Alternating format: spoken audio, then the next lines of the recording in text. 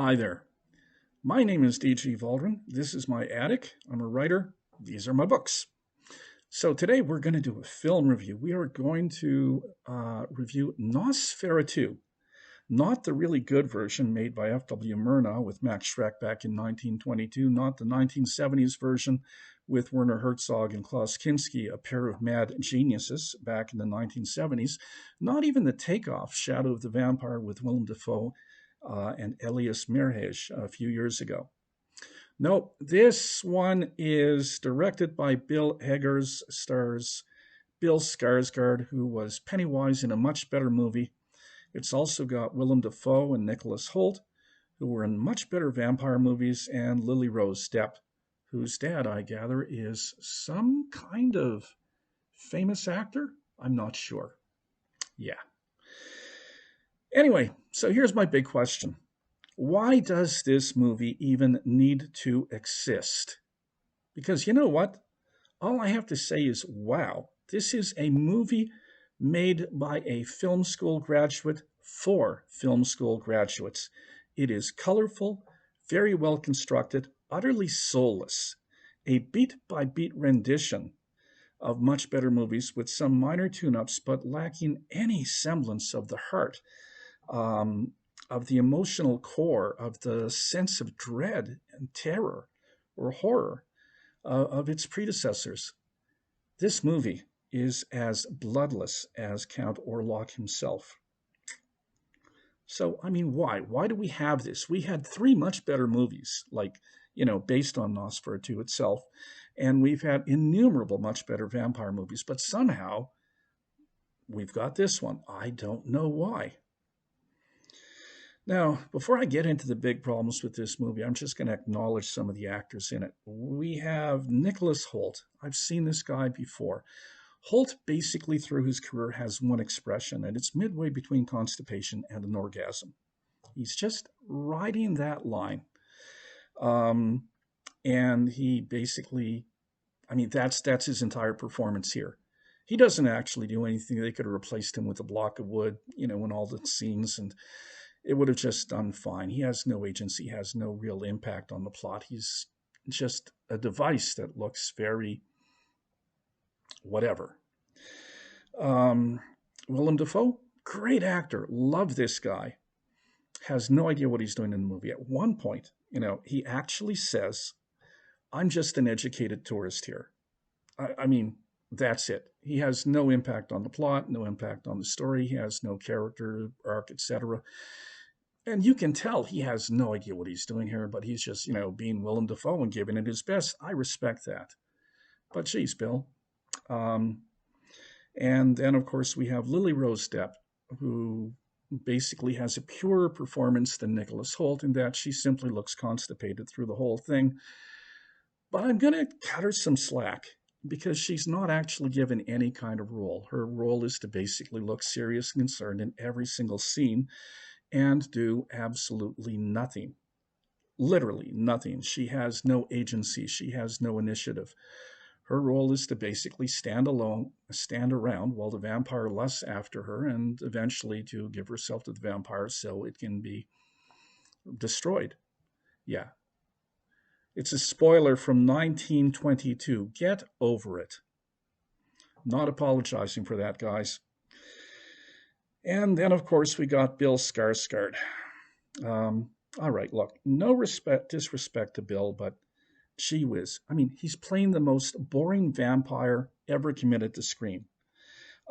His vampire is an overdressed, late middle-aged man with a hooked nose, a mustache, and a comb-over. Yeah, that's right. We have a vampire with a comb-over. Now, one of the cool things about this, of course, is that, they're trying to be cinematic and film school graduate and all that. So what they do is they're showing us the vampire in little tidbits. So, you see in the distance, you see a close-up of his eyes going, "Roar." You see his mustache. You see his, fingers. Yeah, okay, that would have worked. Except the guy just talks through the whole damn movie, never shuts up. This is the talkiest vampire you've ever seen.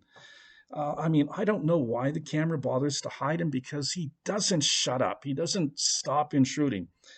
And it's not impressive, you know? We never stop hearing him. He's always monologuing, and he's when he's talking to another character, he's still monologuing, and it's all delivered in this tedious, slow, breathy monotone. He just feels cranky, you know? And it's all mumble, mumble, mumble, mumble, mumble. Those darn kids, get off my lawn, mumble, mumble, mumble. You know, you're not getting your frisbee back. Rawr, mumble. Jeez, give us a break.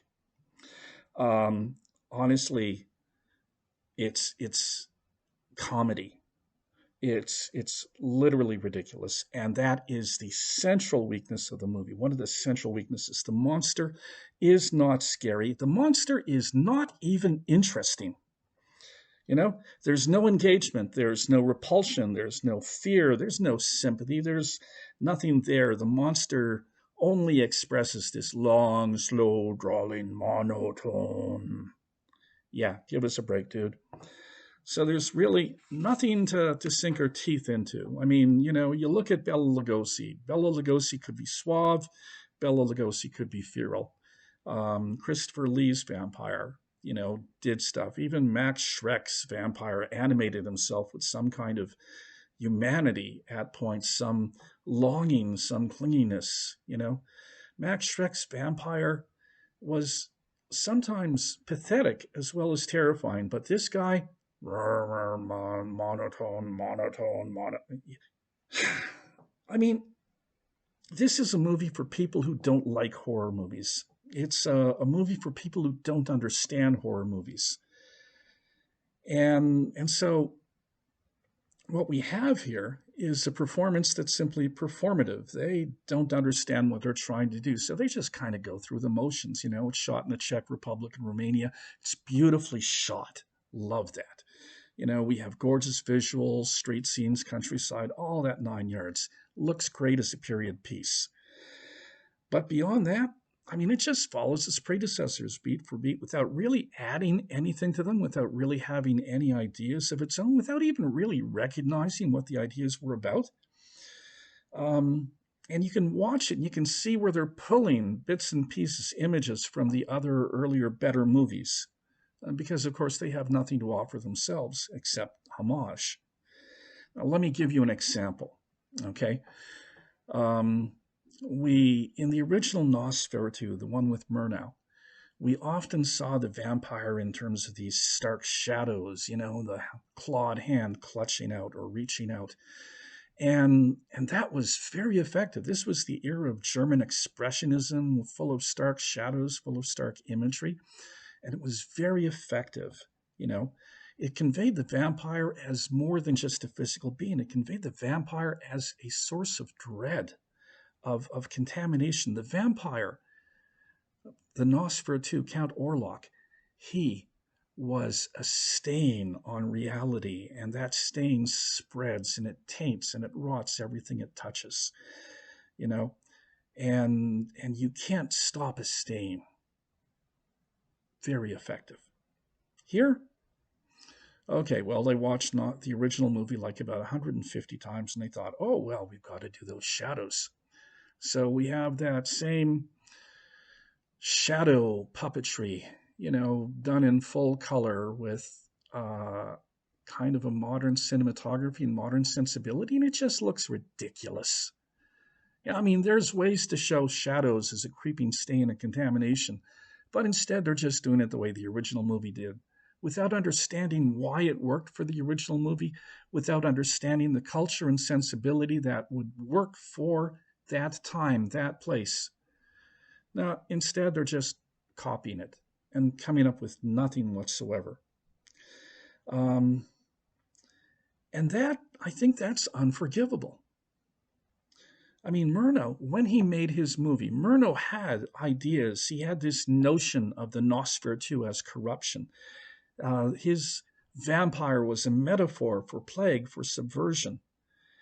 And his vampire comes about in 1922, which is just after the devastation of World War One, it is just after the devastation of the pandemic, the Spanish flu back then. It is after the world has literally been turned inside out. The economy, bottom, everything. And so there's this underlying creepiness, this terror, this sense of the world being completely subverted. And Eggers has none of that. He's just repeating what he saw on the screen, in film school when he was watching it for his graduate thesis or something. I mean, there's no ideas here, only homage. And you know what? This is really the problem with Nosferatu, this modern remake. Because you see, horror has to be about something. Doesn't have to be complicated, doesn't have to be deep, but it does have to be about something. There has to be an emotional core. There has to be something in horror that is reaching to something within us that is creeping us out, some insecurity, some fear, some sense of unease or tremor. And the horror that works, the really good horror, manages to reach us on this personal and visceral level to tap into or insecurity or dread. It's about vulnerability. Horror is basically the literature of human vulnerability, of human frailty. Um, and we have difficulty facing that. And you know what? There's nothing of that here. It's just a game of musical chairs. I mean, it could have been. They could have done it. I mean, there's stuff in the previous movies that they're alluding to, the plague, the rats and stuff. There's lines that seem like, oh, have they found an idea? Are they going to really work with an idea here? But no. Nothing. No. There's plague in the streets. Yes, the Nosferatu does his evil things. Um, and everybody looks very concerned. Oh my God, everybody looks so concerned, but none of them do actually anything. You want my advice? And I recognize that I have liked really bad movies, but I've enjoyed them. Um, and so it might be surprising that I'm so harsh on this. But I mean, for all the bad movies out there that are made on shoestrings, they're made by people with heart. And this thing has no heart. It has no soul. It's just got a lot of money and pretentiousness and kind of a sincere emptiness behind it. It's the movie um, that you want to watch if you don't like these sorts of movies, but you figure you want to get some culture. There. Well, okay, so much for that. By the way, and since I've got you here, um, I'm doing this on New Year's Eve. So when you get this, you'll actually be in 2025. So I wanted to say, you know what? Happy New Year. Uh, my friend Dean and I, my producer Dean and I, have been working on this for about a year, doing almost 30 YouTube videos. And I admit we weren't very good. We're probably still not very good, but hopefully we're learning a bit here and there. And Dean wanted me to just say thank you and to anybody who watches this, and thank you to we've got 100 followers, which we both think is pretty amazing. I mean, okay, that's probably not big numbers compared to the Critical Drinker or even anybody, but we're just having fun here and we're kind of feeling our way, and hopefully we'll get better. Hopefully you'll come back. So anyway, I hope you had a Merry Christmas. I hope you have a great New Year. And I hope to do many more of these videos and hopefully do them better.